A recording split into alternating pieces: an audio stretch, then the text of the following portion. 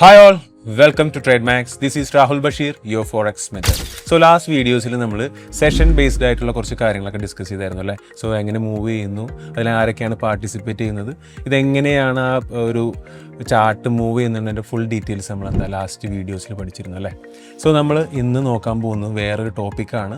So അതിനെക്കുറിച്ച് നമുക്ക് discuss ചെയ്യാം. ഇന്ന് നമുക്ക് മറ്റൊരു ഇൻട്രസ്റ്റിംഗ് ആയിട്ടുള്ള ഒരു കാര്യം നോക്കിയാലോ. നമ്മളൊരു ചാർട്ട് നോക്കി ഒരു ബൈ ബട്ടൺ ക്ലിക്ക് ചെയ്യുമ്പോൾ നമ്മളുടെ മറുവശത്ത് ആരാണ് നിൽക്കുന്നത് നിങ്ങൾ എപ്പോഴെങ്കിലും ചിന്തിച്ചിട്ടുണ്ടോ? അല്ലെങ്കിൽ നിങ്ങൾ സെല്ല് ചെയ്യുമ്പോൾ ഇത് ആരാണ് വാങ്ങുന്നത്? പല ബിഗിനേഴ്സായ ട്രേഡേഴ്സിനും ഇതിനെക്കുറിച്ച് ക്ലിയർ ആയിട്ടുള്ള ഒരു ഐഡിയ ഉണ്ടാവാറില്ല. ഫോറക്സ് മാർക്കറ്റിനെ കുറിച്ച് നമ്മൾ അറിഞ്ഞിരിക്കണമെങ്കിൽ അതിൽ ആരൊക്കെയാണ് പാർട്ടിസിപ്പേറ്റ് ചെയ്യണമെന്ന് നമ്മൾ തീർച്ചയായും അറിഞ്ഞിരിക്കണം. ഫോറക്സ് മാർക്കറ്റ് എന്നത് റീറ്റെയിൽ ട്രേഡേഴ്സ് മാത്രം അടങ്ങിയിരിക്കുന്ന ഒരു മാർക്കറ്റ് അല്ല. Central banks, investors, institutionals, hedge funds, retailers ഇവരെല്ലാം അടങ്ങിയ ഒരു മാർക്കറ്റാണ് ഫോറക്സ് എന്നത്.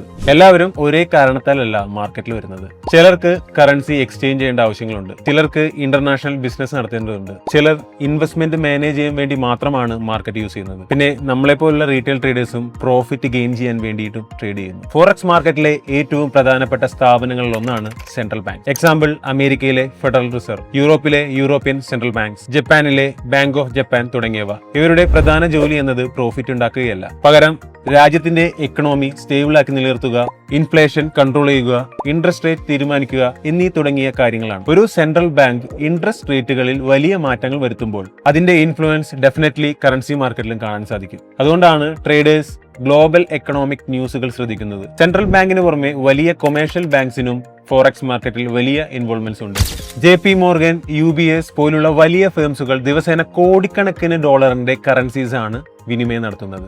ഇവരുടെ clients multinational companies, investment firms, governments എന്നീ തുടങ്ങിയവരാണ്. എക്സാമ്പിൾ ഒരു യൂറോപ്യൻ കമ്പനി അവർക്ക് അമേരിക്കയിൽ നിന്നൊരു സാധനം വാങ്ങണമെന്നുണ്ടെങ്കിൽ അവർ ഡെഫിനറ്റ്ലി അവരുടെ കയ്യിലിരിക്കുന്ന യൂറോ ഡോളറാക്കി മാറ്റേണ്ടി വരും. ഇത്തരം വലിയ ട്രാൻസാക്ഷൻ നടത്താനായി സഹായിക്കുന്നത് ഈ ബാങ്കുകളാണ്. ഫോറക്സ് മാർക്കറ്റിൽ ഹെഡ്ജ് ഫണ്ട്സും ഇൻവെസ്റ്റ്മെന്റ് ഫേംസും പാർട്ടിസിപ്പേറ്റ് ചെയ്യുന്നുണ്ട്. ഇവർ മാർക്കറ്റിൽ ഒരു ഓപ്പർച്യൂണിറ്റി കണ്ടെത്തി പ്രോഫിറ്റ് നേടാൻ വേണ്ടിയാണ് നോക്കുന്നത്. ഇതിനൊപ്പം നമ്മളെ പോലുള്ള റീറ്റെയിൽ ട്രേഡേഴ്സും മാർക്കറ്റിൽ പാർട്ടിസിപ്പേറ്റ് ചെയ്യുന്നുണ്ട്. പക്ഷേ നിങ്ങളൊരു കാര്യം ശ്രദ്ധിക്കണം, റീറ്റെയിൽ ട്രേഡേഴ്സ് എന്നത് മാർക്കറ്റിന്റെ ചെറിയൊരു ഭാഗം മാത്രമാണ്. അതിനർത്ഥം റീറ്റെയിൽ ട്രേഡേഴ്സിന് മാർക്കറ്റ് മൂവ് ചെയ്യാൻ കഴിയില്ല എന്നുള്ളതാണ്. പക്ഷേ മാർക്കറ്റിന്റെ മൂവ്മെന്റ് മനസ്സിലാക്കി അതിനനുസരിച്ച് ട്രേഡ് ചെയ്യാൻ തീർച്ചയായും സഹായിക്കും. പല ബിഗിനേഴ്സും മാർക്കറ്റിനെ വെറും ഇൻഡിക്കേറ്റേഴ്സും കാൻഡിൽ സ്റ്റിക്സ് പാറ്റേണും മാത്രമായിട്ടാണ് കാണുന്നത്. അവ തീർച്ചയായും പഠിക്കുന്നത് നല്ല കാര്യമാണ്. അതിനൊപ്പം മാർക്കറ്റിൽ ആരൊക്കെയാണ് പാർട്ടിസിപ്പേറ്റ് ചെയ്യുന്നത്, പ്രധാനപ്പെട്ട ന്യൂസ് ഇവന്റ്സ് ഇതെങ്ങനെ പ്രൈസിനെ എഫക്ട് ചെയ്യുന്നു, ഇൻട്രസ്റ്റ് റേറ്റ് പോലുള്ള കാര്യങ്ങൾ എങ്ങനെ പ്രൈസിനെ ബാധിക്കുന്നു എന്നീ കാര്യങ്ങൾ നോക്കേണ്ടത് അത്യാവശ്യമാണ്. അപ്പോൾ